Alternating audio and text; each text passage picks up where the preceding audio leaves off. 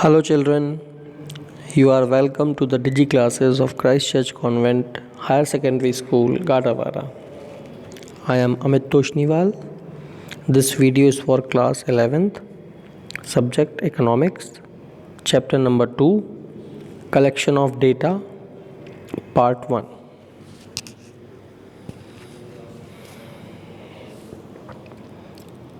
Let us understand the meaning of collection of data. It means those methods which are to be used for getting the desired information from the units under statistical investigation. Statistical.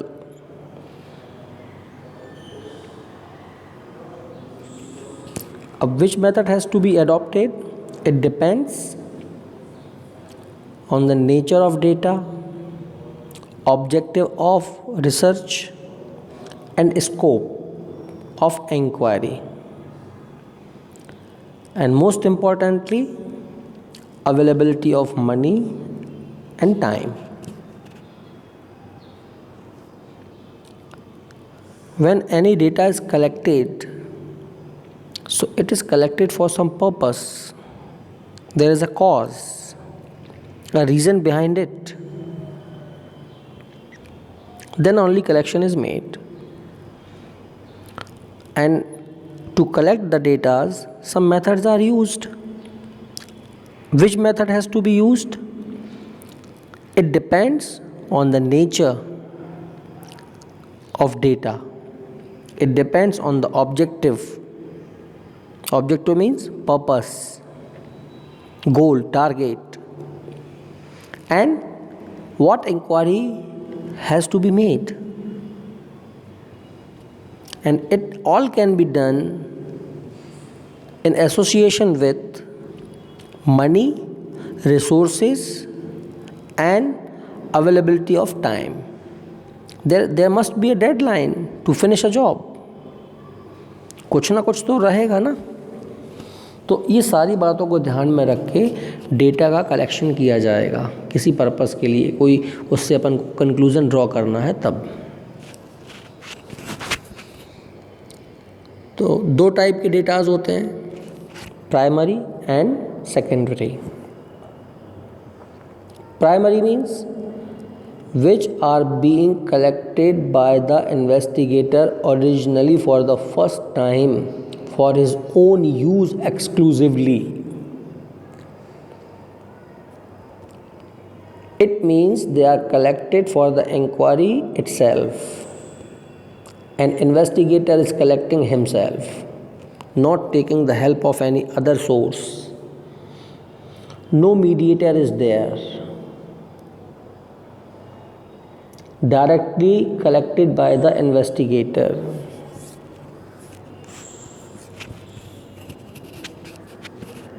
Okay, and secondary data are those data which are collected originally to satisfy a particular inquiry but have been used, and second hand data they are, and they are collected for the different inquiry. One inquiry already has been done, one research already have been done, but they have taken from other sources, from other persons, and any other inquiry related to those data is being made. ठीक है, तो वो कहलाएंगे secondary data. तो दोनों में से कौन से ज़्यादा मोर रिलायबल है? प्राइमरी, क्योंकि वो इन्वेस्टिगेटर खुद कलेक्ट करता है, इसलिए प्राइमरी डेटा जो होते हैं वो मोर रिलायबल रहेंगे. But secondary data needs to be revised. अब what can be the methods of collecting primary data? There are 5 methods. We will go one by one. पहली मेथड रहेगी direct personal investigations. So in this method investigator himself personally interviews everyone who is in the position to supply the information he requires. उसको जो भी data चाहिए वो खुद उनसे बात करेगा डायरेक्ट. कोई भी बीच में नहीं है। It means investigator has got personal contact with the informants and conducts on the spot.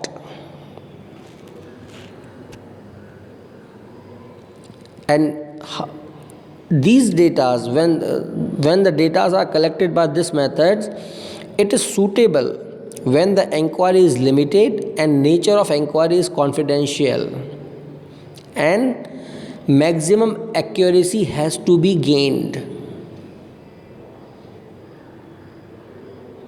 मतलब वो किसी और को नहीं बताना है, इसलिए वो खुद जांच कर रहा है, कॉन्फिडेंशियल रखना है उसको, कोई और नहीं जानना चाहिए कि इससे क्या कंक्लूजन ड्रॉ हुआ है।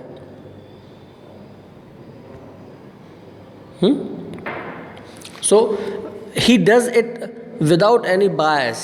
बायस मीन्स पार्शियलिटी, कोई पार्शियलिटी नहीं करता इन्वेस्टिगेटर, इसलिए ये ज़्यादा से ज़्यादा रिलायबल होते हैं और एक्यूरेट होते हैं।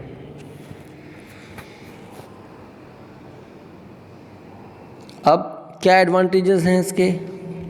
सबसे पहला एडवांटेज इसमें ये होगा कि ओरिजिनल डाटा कलेक्ट हो जाएगा, करेक्ट, और अपन को डिज़ायर्ड इन्फॉर्मेशन मिल जाएगी।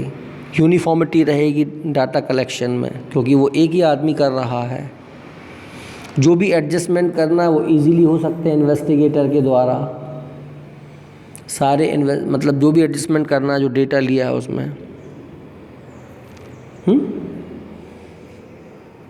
देन प्रॉम्प्टनेस रहेगी, हमेशा तैयार, मतलब ready to face, ready to collect, because it is being done by only one person. अब डिसएडवांटेजेस क्या होंगे इस मेथड में? केवल कुछ जगह पे काम आ सकती, सारी जगहों पर ये मेथड यूज़ नहीं कर सकते।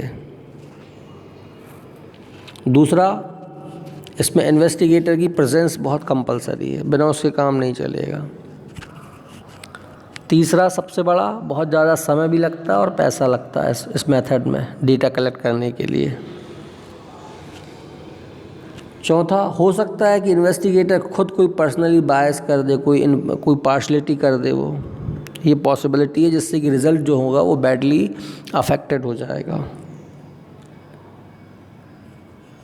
And whatever results or conclusions are drawn may not be universally or with all the uniformity can be implemented. ये possible नहीं होगा इसमें, ये इसका नुकसान हो जाएगा। दूसरा है indirect oral investigations। ये तब किया जाएगा where informants hesitate in giving data or information, and where nature of data is so complicated that they cannot be obtained directly. ऐसी कोई जानकारी जिसको बताने में इन्फॉर्मेंट्स, मतलब कि सूचनाकर्ता जो है वो उसको बताने में झिझक रहा है, वो बताना नहीं चाहता, तो फिर इनडायरेक्ट तरीके से उससे पूछा जाएगा। अब ये कौन करेगा? ये मेथड ज़्यादातर कहाँ यूज़ होती है? इंक्वायरी कमीशन में, जो कमिटीज़ होती हैं वहाँ पर।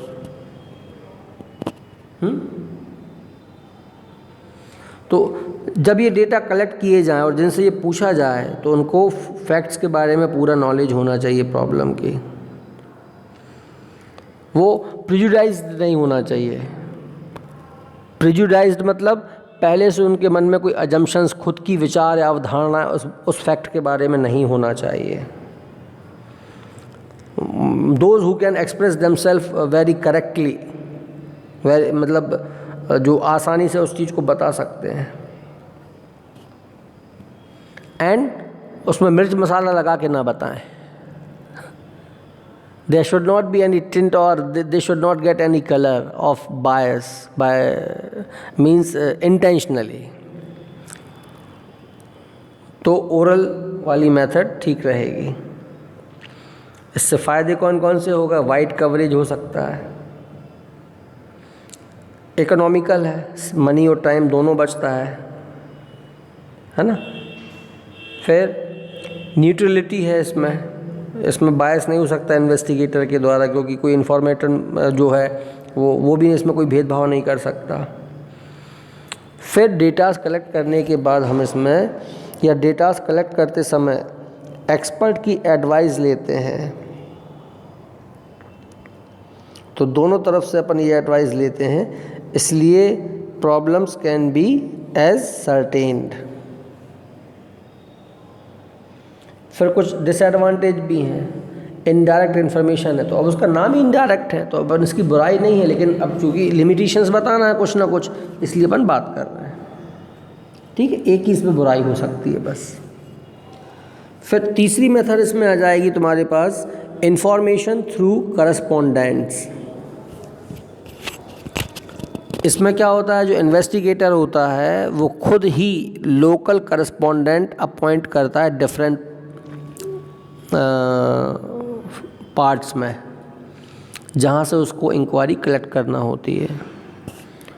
और वो जो करस्पॉन्डेंट्स होते हैं यानी संवाददाता, सूचना प्रदाता, वो उनको इन्वेस्टिगेटर इन्फॉर्म करके रखता है, उनको ऑर्डर दे के रखता है कि मुझे इस स्पेसिफाइड मैनर में इंफॉर्मेशन चाहिए फलां इशू पर, और वो इन्वेस्टिगेटर को रेगुलरली भेजते रहते हैं। इसका एडवांटेज सबसे ज़्यादा कहाँ होगा, न्यूज़पेपर, पीरियडिकल्स, मैगजीन्स, उन्हीं के संवाददाता रहेंगे।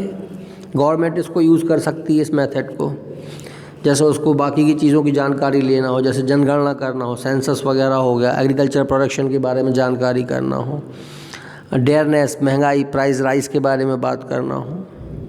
तो ये सस्ता माध्यम होता है ये ज़्यादातर, और प्रॉम्प्ट होता है, इससे और वाइडर एरिया अपन कवर कर सकते हैं ओरल वाले से भी ज़्यादा।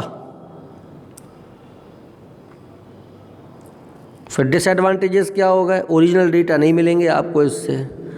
तो डिफरेंट करस्पॉन्डेंट्स अपने अपने डेटा भेजते हैं, तो वो अपने डिफरेंट एटीट्यूड्स या डिफरेंट जो प्रॉब्लम्स के प्रति उनका जो एटीट्यूड है वो डिफरेंट हो सकता है। एक ही समस्या के प्रति अलग अलग विचार हो सकते हैं अलग अलग लोगों के, इसलिए इसमें गलतियां होने की संभावना ज़्यादा है। फ्रॉड हो सकता है, फोर्जरी हो सकती है, कोई एम्बाइगेटी वाली यानी कि आधी सच्ची आधी झूठी चीज़ हमको मिल सकती है। एम्बाइगस रिपोर्ट मिल सकती है हमको, इसमें फेक रिपोर्ट मिल सकती है, फॉल्स। ये इसका सबसे बड़ा घाटा है। फिर फोर्थ है schedules to be filled by informants, यानी कि इसको बोलते हैं क्वेश्चनरी मेथड। इसमें एक पैम्पलेट टाइप का होता है, उसमें पहले से कुछ सामान्य क्वेश्चन लिखे रहते हैं, अधिकांश का उत्तर हाँ या ना में होता है, यानी कम से कम शब्दों में लिखने वाला। तो इसके लिए एक पहले से कोई एक स्केड्यूल या क्वेश्चनरी तैयार की जाती है, उसमें जो भी प्रॉब्लम्स के बारे में इन्वेस्टिगेशन हो रहा है उससे रिलेटेड क्वेश्चंस होते हैं। और फिर ये जो डेटा मतलब ये जो पैम्पलेट्स होते हैं या जो स्केड्यूल्स होती है वो उनको पोस्ट के थ्रू भेज दिए जाते हैं, और वो अपने हिसाब से भरता रहता है, अपने टाइम लेकर, और पोस्ट के थ्रू उसको वापस कर देता है इन्वेस्टिगेटर को। तो फ़ायदा क्या हो गया, चीप एंड सिंपल, जाने की ज़रूरत नहीं है एक एक के घर पे, कैंपेनिंग करने की ज़रूरत नहीं पड़ेगी, सिंपल मेथड है। और फिर लोगों को एक जगह पे गैदर नहीं होना, इकट्ठा नहीं होना। ओरिजिनल डेटा मिलेगा, क्योंकि जिससे मांगा जा रहा है वो इन्फॉर्मेंट्स हैं, तो वो ओरिजिनल डेटा देगा, लेकिन ये संभावना भी सही नहीं है। फिर भी ऐसा मान लो कि हाँ हो सकता है, रिलायबल होंगे क्योंकि इन्फॉर्मेंट्स ने खुद भरी हुई हैं, और इसका एक बहुत बड़ा सैंपल लिया जाता है, उस सैंपल से अपन कंक्लूजन ड्रॉ करते हैं, इसलिए रिलायबल हो सकते हैं। फ्री फ्रॉम बायस, लोगों ने जो भर के दिया है उसके आधार, उन तथ्यों के आधार पर निष्कर्ष निकाले जाएंगे, इसलिए वो ज़्यादा सही रहेंगे। ठीक है। फिर डिसएडवांटेज सबसे बड़ा क्या हो सकता है इसका, नॉन रिस्पॉन्स। किसी को भेजा, उसने भर के ही वापस नहीं किया, इन्वेस्टिगेटर को क्या कर लोगे, कुछ नहीं कर सकते। पोस्ट से भेजा था, उससे कोई पर्सनल कांटेक्ट तो है नहीं, तो भर के वापस ना भेजे, पन्ना आया रद्दी में डाल दिया, तो उससे जितनी जानकारी सब लोगों से मिलना थी, एक मेजॉरिटी ऑफ पीपल से मिलना थी, वो कलेक्ट नहीं हो पाएगी। इसका स्कोप जो है वो लिमिटेड है। क्यों है लिमिटेड, अनएजुकेटेड पर्सन कैसे भरेगा, क्योंकि उसमें भरना है जानकारी, वो पढ़ा लिखा नहीं है, तो फिर कैसे भरेगा वो। संभव नहीं हो सकता वो। उसके बाद पांचवी मेथड इसमें है प्राइमरी डेटा कलेक्ट करने के लिए, scheduled to be filled in by the investigator. इसमें डोर टू डोर कैंपेन होता सब कुछ वही है, एक क्वेश्चनरी तैयार होती है और इन्वेस्टिगेटर खुद जाता है, उसकी एक क्वेश्चनरी की एक बुकलेट होती है और उसको लेके जाता है, पहले से क्वेश्चन सब कुछ लिखे हुए हैं उसमें प्रॉब्लम से रिलेटेड, जिनका मैक्सिमम आंसर जो है वो यस या नो में देना, टिक टिक टाइप ऑब्जेक्टिव टाइप रहते हैं वो,